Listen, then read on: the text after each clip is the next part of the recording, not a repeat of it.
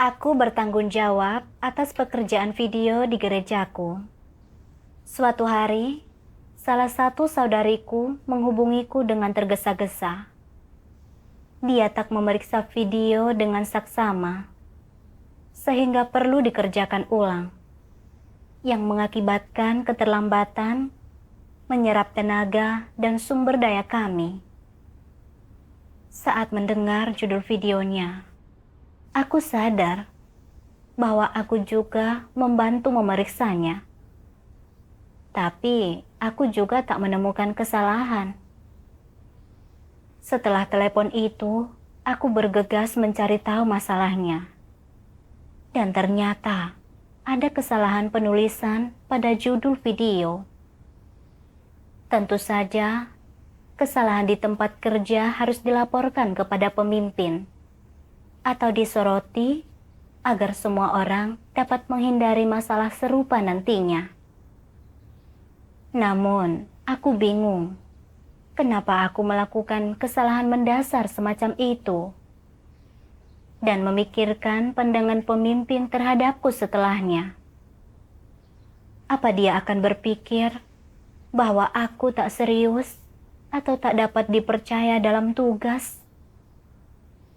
Jika benar begitu, maka aku akan kehilangan posisi sebagai penanggung jawab. Lalu, aku ingat bahwa aku selalu menekankan pentingnya perhatian dalam membuat video kepada saudara-saudariku.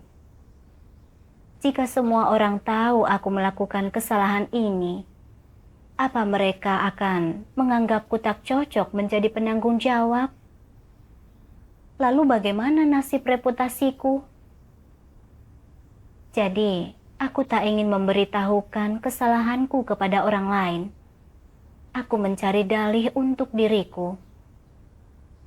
Kami bukan sengaja bekerja dengan ceroboh. Kami memeriksa hal yang perlu diperiksa. Aku tak bisa memprediksi keadaan khusus ini. Kesalahannya tak dapat dibatalkan. Tapi selama aku lebih berhati-hati di masa mendatang, semua akan baik-baik saja. Lagi pula, bukan hanya aku yang memeriksa video ini. Meski semua orang tahu kejadiannya, bukan hanya aku yang harus disalahkan. Masalah ini bisa selesai di sini. Semua orang yang berkepentingan sudah tahu, dan itu sudah cukup. Jadi, aku tak memberitahu pemimpin atau saudara-saudari lain di kelompok. Meski aku merasa tak nyaman dan tahu bahwa aku menghindari tanggung jawab. Saat memikirkan dampak dari kesalahan ini terhadap reputasiku dan bahkan posisiku, aku hanya melanjutkan seolah-olah tak terjadi apa-apa. Suatu hari, aku membaca firman Tuhan. Manusia yang rusak pandai menyamarkan diri mereka. Apapun yang mereka lakukan atau kerusakan apapun yang mereka perlihatkan, mereka selalu harus menyamarkan diri mereka. Jika terjadi kesalahan atau mereka melakukan sesuatu yang salah, mereka ingin menyalahkan orang lain. Mereka menginginkan pujian untuk hal-hal baik bagi diri mereka sendiri dan menyalahkan orang lain atas hal-hal buruk. Bukankah ada banyak penyamaran diri seperti ini dalam kehidupan nyata? Banyak sekali. Melakukan kesalahan atau menyamarkan diri, yang manakah dari kedua hal ini yang berkaitan dengan watak? Menyamarkan diri adalah masalah watak. Itu melibatkan watak yang congkak, kejahatan, dan pengkhianatan. Ini terutama dipandang rendah oleh Tuhan. Sebenarnya, ketika engkau menyamarkan dirimu, semua orang mengerti apa yang sedang terjadi. Tetapi engkau mengira orang lain tidak melihatnya, dan engkau berusaha sebaik mungkin untuk membantah dan membenarkan dirimu sendiri dalam upaya mempertahankan reputasi dan membuat semua orang berpikir bahwa engkau tidak melakukan kesalahan. Bukankah ini bodoh? Apa yang orang lain pikirkan tentang hal ini? Bagaimana perasaan mereka? Muak dan jijik. Jika setelah melakukan sebuah kesalahan, engkau dapat memperlakukannya dengan benar dan dapat membiarkan orang lain membicarakannya, mengizinkan mereka memberi komentar dan pemahaman mereka tentang hal itu, dan engkau dapat membuka diri tentang itu serta menganalisisnya, akan seperti apa pendapat semua orang tentang dirimu? Mereka akan menganggapmu orang yang jujur karena hatimu terbuka kepada Tuhan. Melalui tindakan dan perilakumu, mereka akan dapat melihat hatimu. Namun, jika engkau berusaha menyamarkan dirimu dan menipu semua orang, orang akan memandang rendah dirimu dan menganggapmu orang yang bodoh dan tidak bijak. Jika engkau tidak berusaha berpura-pura atau membenarkan dirimu, jika engkau mampu mengakui kesalahanmu, semua orang akan berkata engkau jujur dan bijak. Dan apa yang membuatmu bijak? Semua orang melakukan kesalahan. Semua orang memiliki kelemahan dan kekurangan. Dan sebenarnya, semua orang memiliki watak rusak yang sama. Jangan menganggap dirimu lebih mulia, lebih sempurna, dan lebih baik daripada orang lain. Itu berarti bersikap sama sekali tak masuk akal. Setelah engkau memahami tentang watak rusak manusia, serta esensi dan kerusakan manusia yang sebenarnya, engkau tidak akan berusaha menutupi kesalahanmu sendiri. Engkau juga tidak akan memanfaatkan kesalahan orang untuk menindas mereka. Engkau akan mampu memperlakukan kedua hal ini dengan tepat. Hanya setelah itulah, engkau akan berwawasan luas dan tidak melakukan hal-hal bodoh yang akan membuatmu menjadi bijak. Orang yang tidak bijak adalah orang bodoh, dan mereka selalu berkutat dengan kesalahan kecil mereka, sambil bersikap licik di balik layar. Ini menjijikkan untuk dilihat. Sebenarnya, apa yang sedang kau lakukan itu segera terlihat oleh orang lain, tetapi engkau masih terang-terangan berpura-pura. Bagi orang lain ini terlihat seperti pertunjukan badut. Bukankah ini bodoh? Benar-benar bodoh. Dari firman Tuhan, aku sadar bahwa berpura-pura, menutupi, dan tak bisa mengakui kesalahan adalah masalah yang lebih serius daripada kesalahan itu sendiri. Semua itu curang dan licik. Sebaliknya, saat orang berterus terang dan bertanggung jawab atas kesalahan, orang lain bukan hanya tak akan meremehkan mereka, tapi mereka juga akan menghormati orang tersebut karena berbicara jujur secara terus terang dan terbuka. Kita semua pernah melakukan kesalahan. Tuhan tak biasanya menghukum orang karena kesalahan mereka. Dia melihat apakah orang tersebut dapat bertobat dengan tulus setelahnya. Namun, aku belum memahami ini. Aku berpikir melakukan kesalahan adalah hal memalukan. Terutama sebagai seorang pengawas, kupikir jika aku melakukan kesalahan mendasar, maka orang-orang akan meremehkanku. Mereka akan berpikir aku tak lebih baik daripada saudara-saudariku, dan aku mungkin akan digantikan. Jadi, saat kesalahan ditemukan di video yang kuperiksa, aku tak berani mengakuinya dan bersikeras menutupinya. Aku bersikap seolah-olah tak terjadi apa-apa untuk menghindari tanggung jawab dan merahasiakannya. Aku merasa bersalah, tapi aku tetap tak bersedia jujur kepada semua orang. Aku sangat curang. Aku jelas-jelas telah merugikan pekerjaan gereja, tapi aku diam dan berusaha menutupi kesalahanku. Aku membiarkan pemimpin dan saudara-saudariku melihat sisi baikku saja, bukan kesalahanku. Dengan demikian, semua orang akan berpikir aku serius dan bersahaja dalam pekerjaan. Aku bisa menjaga citra dan posisiku sebagai pengawas. Itu sungguh tindakan yang hina. Aku takut orang mengetahui kesalahanku. Jadi, aku berusaha keras menyembunyikan diri.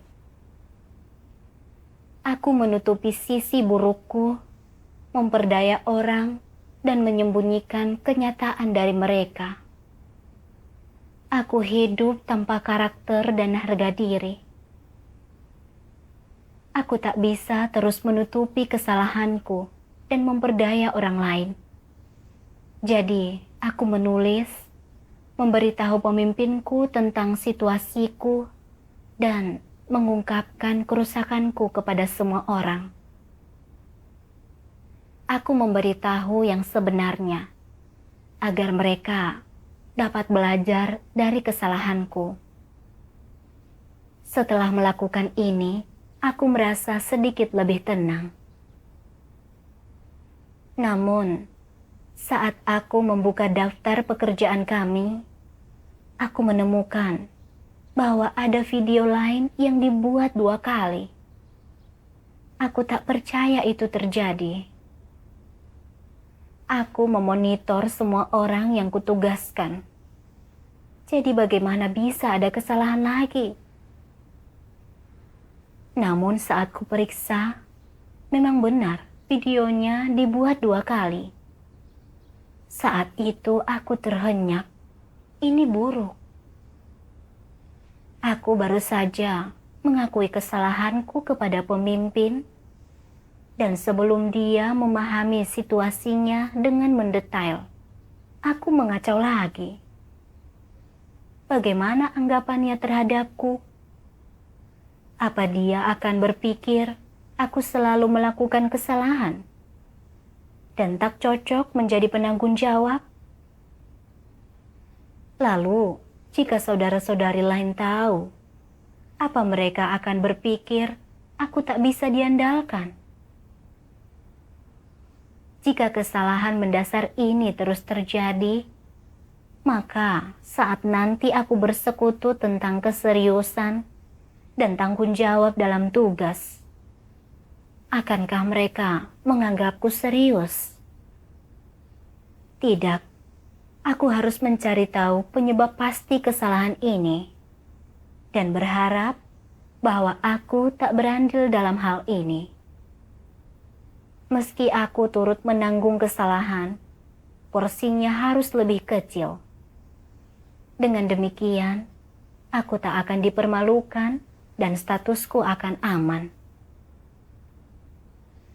Pada akhirnya, setelah pemeriksaan yang cermat, aku mengetahui bahwa setelah aku memberikan tugas, aku hanya mencatatnya pada daftar kerja lama, yang membuat pemimpin grup menugaskan itu lagi.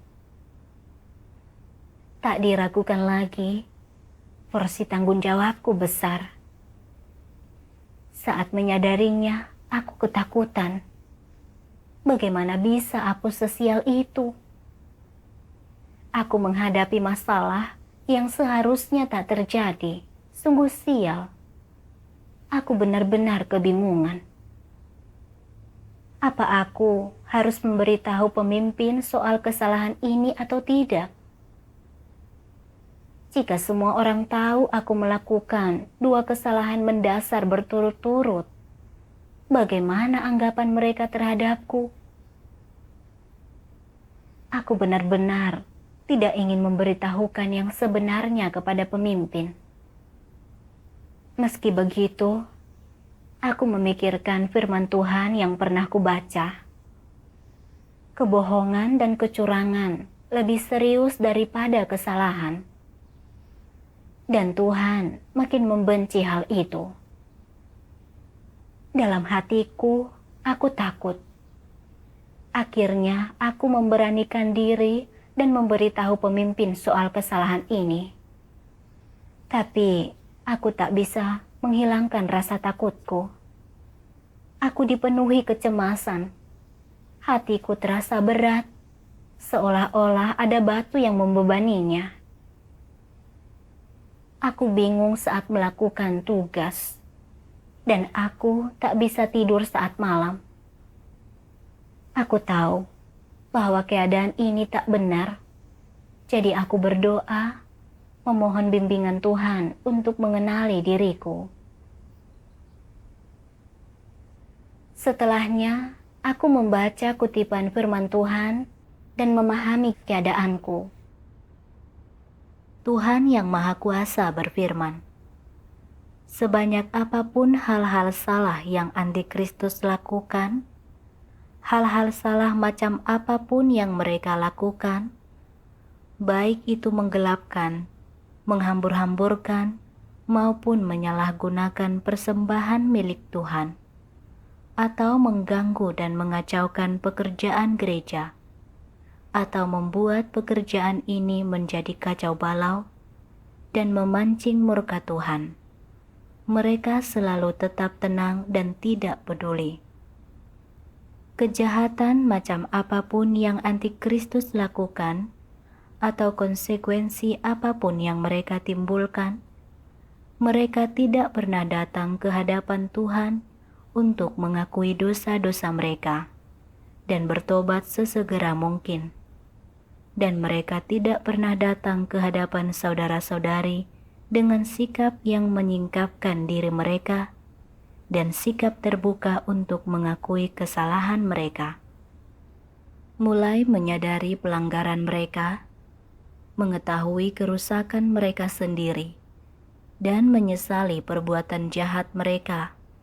Sebaliknya, mereka memeras otak untuk mencari-cari berbagai alasan untuk mengelak dari tanggung jawab dan melemparkan kesalahan kepada orang lain demi memulihkan reputasi dan status mereka sendiri. Yang mereka pedulikan bukanlah pekerjaan gereja, tetapi apakah reputasi dan status mereka rusak atau terpengaruh. Mereka tidak mempertimbangkan atau memikirkan cara untuk menebus kerugian yang ditimbulkan terhadap rumah Tuhan karena pelanggaran mereka. Juga tidak berusaha menebus utang mereka kepada Tuhan. Artinya, mereka tidak pernah mengakui bahwa mereka mampu melakukan sesuatu yang salah atau bahwa mereka telah melakukan kesalahan. Di hatinya, antikristus menganggap secara proaktif mengakui kesalahan dan memberikan penjelasan yang jujur sesuai fakta adalah kebodohan dan ketidakmampuan. Jika perbuatan jahat mereka diketahui dan tersingkap, antikristus hanya akan mengakui bahwa itu adalah kesalahan karena kecerobohan sesaat. Tidak pernah mengakui bahwa kesalahan itu adalah karena sikap mereka yang mengabaikan tugas dan tidak bertanggung jawab. Dan mereka akan berusaha melemparkan tanggung jawab itu kepada orang lain untuk membersihkan diri mereka dari kesalahan. Pada saat-saat seperti ini, Antikristus tidak peduli tentang bagaimana memperbaiki kerugian yang ditimbulkan terhadap rumah Tuhan. Bagaimana membuka diri kepada umat pilihan Tuhan untuk mengakui kesalahan mereka, atau bagaimana memberikan pertanggungjawaban atas apa yang terjadi. Mereka hanya memikirkan bagaimana mencari cara untuk membuat masalah besar tampak seperti masalah kecil, dan masalah kecil tampak tidak bermasalah. Mereka memberikan alasan objektif untuk membuat orang lain mengerti dan bersimpati terhadap mereka. Mereka berusaha sekuat tenaga untuk memulihkan reputasi mereka di mata orang lain, meminimalkan pengaruh buruk pelanggaran mereka terhadap diri mereka sendiri, dan memastikan bahwa yang di atas tidak pernah memiliki kesan buruk tentang mereka, sehingga mereka tak pernah dimintai pertanggungjawaban, diberhentikan, diselidiki, ataupun dihukum oleh yang di atas. Untuk memulihkan reputasi dan status mereka, sehingga kepentingan mereka sendiri tidak dirugikan, Antikristus bersedia menanggung penderitaan sebanyak apapun, dan mereka akan berupaya sebaik mungkin untuk menyelesaikan kesulitan apapun. Dari awal pelanggaran atau kesalahan mereka, Antikristus tidak pernah berniat untuk memikul tanggung jawab apapun atas kesalahan yang mereka lakukan. Mereka tidak pernah berniat untuk mengakui, mempersekutukan, menyingkapkan atau menganalisis motif, niat, dan watak rusak di balik hal-hal salah yang mereka lakukan. Dan mereka tentu saja tidak pernah berniat untuk menebus kerugian yang mereka timbulkan terhadap pekerjaan gereja dan kerugian yang mereka timbulkan terhadap jalan masuk kehidupan umat pilihan Tuhan. Oleh karena itu, dari sudut pandang apapun engkau memandang masalah ini, Antikristus adalah orang-orang yang tidak pernah mengakui kesalahan mereka dan tidak pernah bertobat. Sama seperti babi mati yang tidak takut terhadap air panas, Antikristus juga mati rasa terhadap rasa malu, dan mereka tak lain adalah iblis yang hidup. Dari firman Tuhan, aku sadar bahwa Antikristus menghargai status dan reputasinya sendiri. Sebanyak apapun kekurangan atau kelalaian yang mereka lakukan dalam tugas, atau sebanyak apa kerugian yang mereka sebabkan bagi pekerjaan gereja, mereka tak pernah mengakui kesalahan. Mereka takut orang lain akan melihat kelemahan mereka dan meremehkan mereka. Jadi, begitu sadar bahwa mereka telah melakukan kesalahan yang akan mempermalukan diri mereka, mereka akan merasa tak nyaman, tak bisa makan atau tidur nyenyak. Mereka akan memeras otak, mencari cara untuk menghilangkan jejak, dan mengembalikan reputasi mereka. Hal itu juga terlihat dalam perilakuku. Aku menganggap status dan reputasiku sangat penting, sehingga saat menemui masalah dalam pekerjaan, aku tak merasa bersalah atas kelalaianku. Aku tak merenungkan kejadian tersebut untuk menghindari kesalahan serupa. Aku hanya fokus memikirkan pandangan orang terhadapku saat mereka tahu aku melakukan kesalahan mendasar. Dan apakah mereka akan meremehkanku atau berpikir aku tak mampu melakukan pekerjaanku. Demi menjaga status dan reputasi pribadiku, aku menghabiskan seharian merasa gelisah hingga tak bisa tidur. Aku hanya memikirkan cara menutupi kesalahanku agar tak ketahuan. Aku ingin mengelakkan tanggung jawab, menyembunyikan kesalahanku, dan mencegah orang lain mengetahuinya. Aku tak ingin terlihat dan mengakui kesalahanku. Aku sangat curang, tanpa karakter atau harga diri. Sebenarnya, sebagai penanggung jawab, aku memahami semua proses itu. Tak diragukan lagi, aku adalah penanggung jawab utamanya. Namun, aku berharap bisa terbebas dari masalah itu atau menemukan bukti yang membuatku bisa menyalahkan orang lain.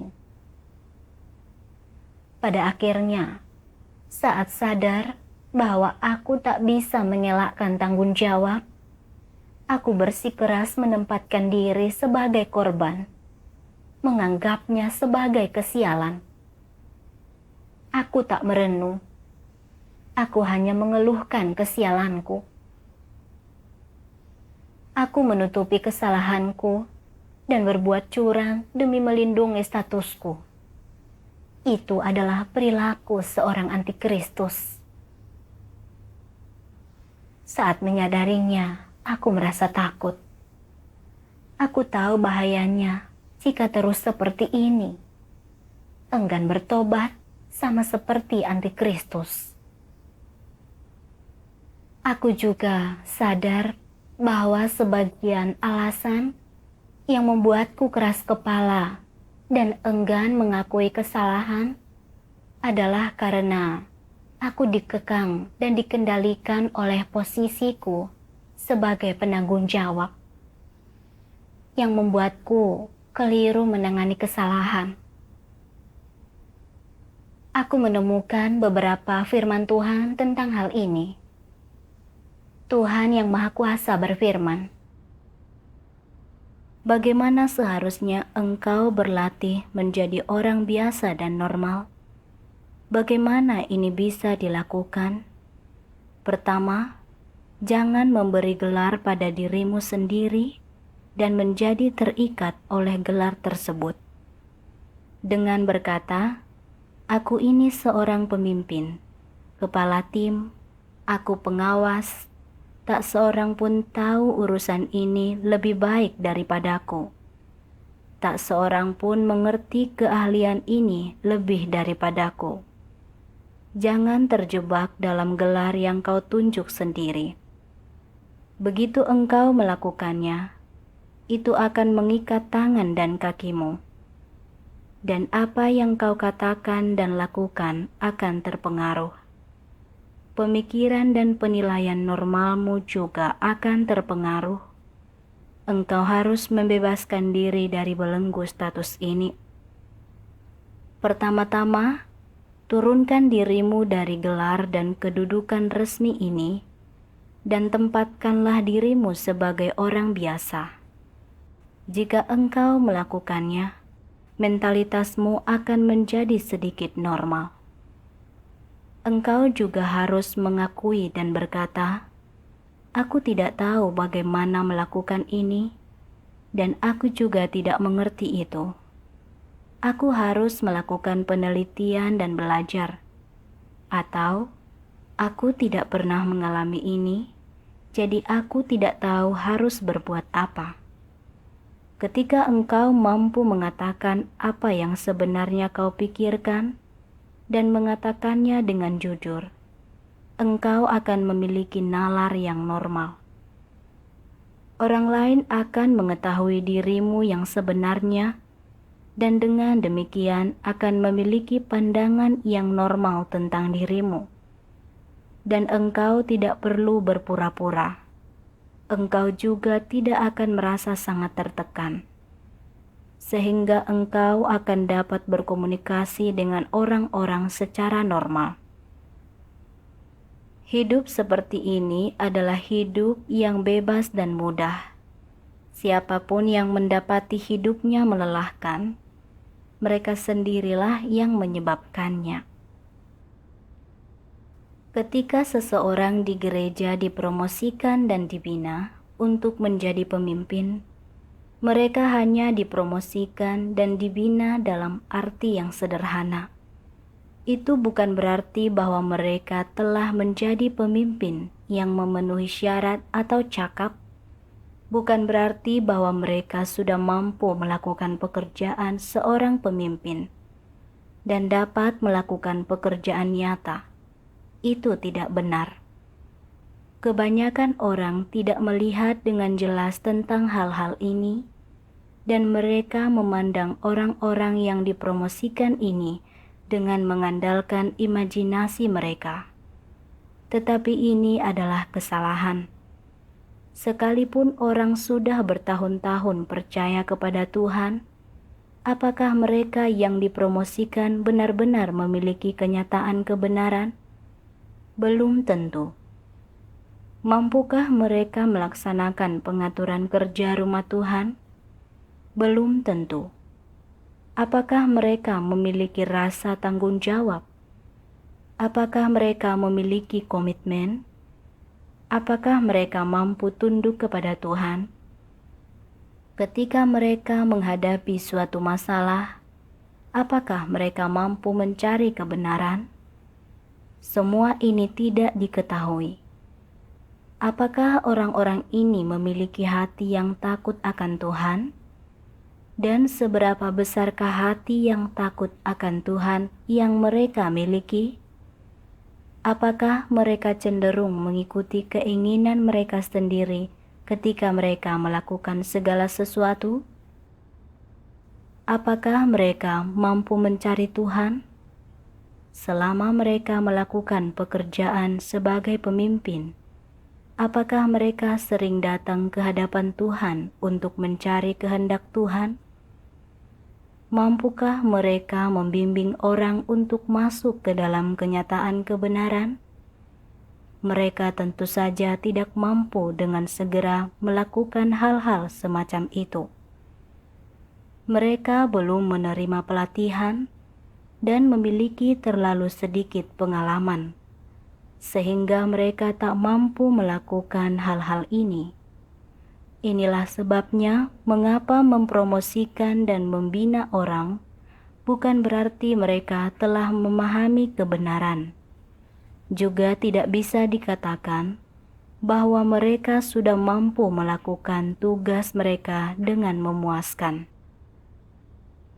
Dari firman Tuhan, aku paham bahwa menjadi seorang pemimpin atau penanggung jawab bukan berarti kau memenuhi syarat, superior, atau lebih baik daripada orang lain.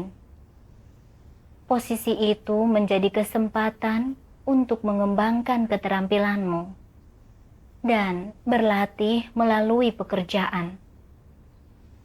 Pelatihan mengungkapkan watak rusak orang dan akan selalu ada rintangan dan kegagalan. Itu sangat normal. Namun, saat aku memosisikan diri sebagai penanggung jawab, aku berpikir diriku harus lebih baik daripada orang lain. Tak boleh mengulangi kesalahan orang lain atau menyingkapkan kerusakan yang sama seperti mereka. Jadi, saat melakukan kesalahan, aku tak mau mengaku, terus berpura-pura dan menutupinya. Aku menghabiskan seluruh waktuku dalam kecemasan, menjalani hidup yang sulit dan melelahkan. Semua karena aku menghargai status dan reputasiku. Selain itu, aku sadar bahwa melakukan kesalahan dan menanggung malu bukanlah hal buruk. Sebagaimana firman Tuhan katakan, mempermalukan dirimu sendiri adalah hal yang baik. Ini membantumu menyadari kekuranganmu sendiri dan kecintaanmu akan keangkuhan. Ini memperlihatkan kepadamu di mana letak masalah dalam dirimu dan membantumu memahami dengan jelas bahwa engkau bukanlah orang yang sempurna. Tidak ada orang yang sempurna, dan mempermalukan dirimu sendiri adalah hal yang sangat normal. Semua orang mengalami saat-saat di mana mereka mempermalukan diri mereka sendiri atau merasa malu. Semua orang pernah gagal, mengalami kemunduran, dan memiliki kelemahan. Mempermalukan dirimu sendiri tidaklah buruk. Jika engkau mempermalukan dirimu sendiri, tetapi tidak merasa malu dan di dalam hatimu engkau tidak merasa depresi, itu bukan berarti engkau tebal muka.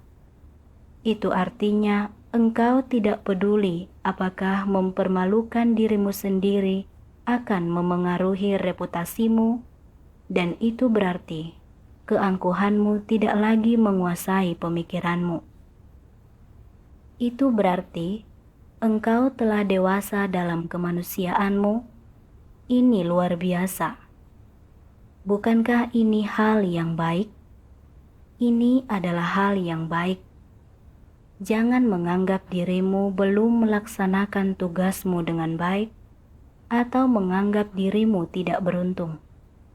Dan jangan mencari penyebab objektif di baliknya. Itu adalah hal yang normal.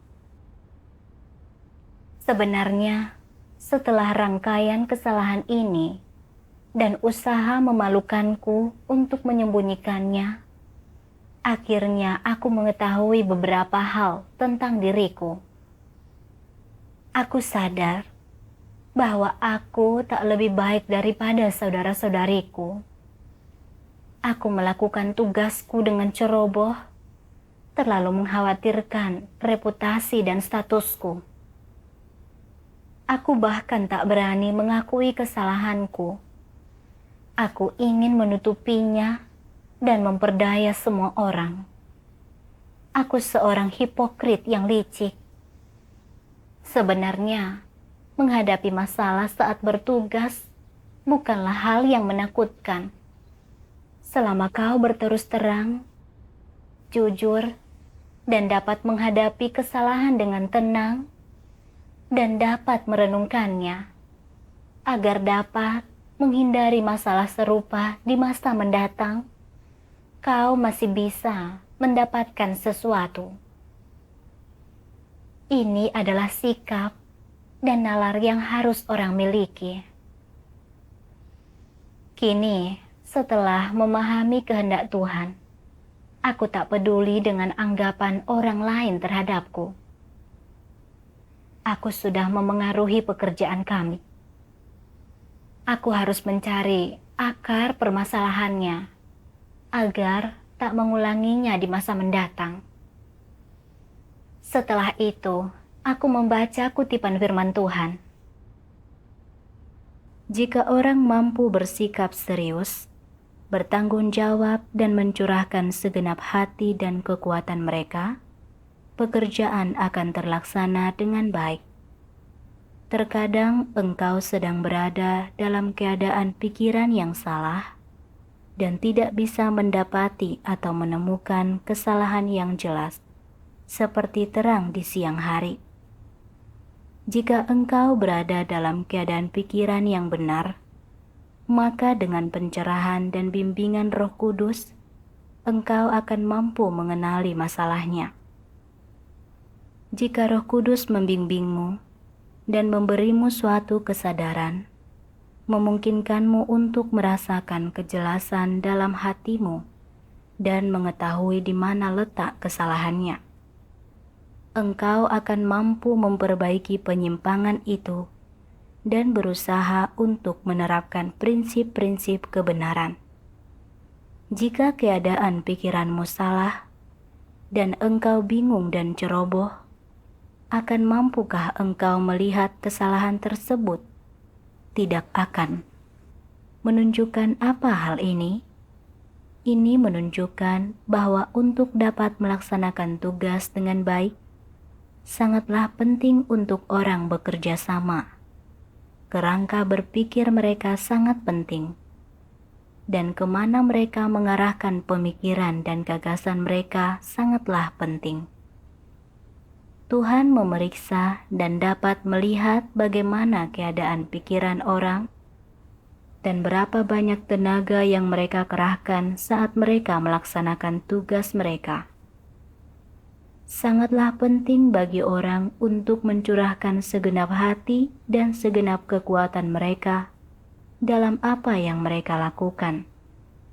Kerjasama mereka merupakan unsur yang sangat penting. Jika orang berusaha untuk tidak menyesali tugas yang telah mereka selesaikan dan hal-hal yang telah mereka lakukan dan tidak berutang kepada Tuhan, barulah mereka akan bertindak dengan segenap hati dan kekuatan mereka. Firman Tuhan menyatakan bahwa saat mentalitas seseorang tak tepat dan mereka lalai serta ceroboh dalam tugas, maka mereka tak bisa melihat masalah yang ada di depan matanya. Situasiku sama seperti firman Tuhan. Kedua masalah ini ada di depan mataku.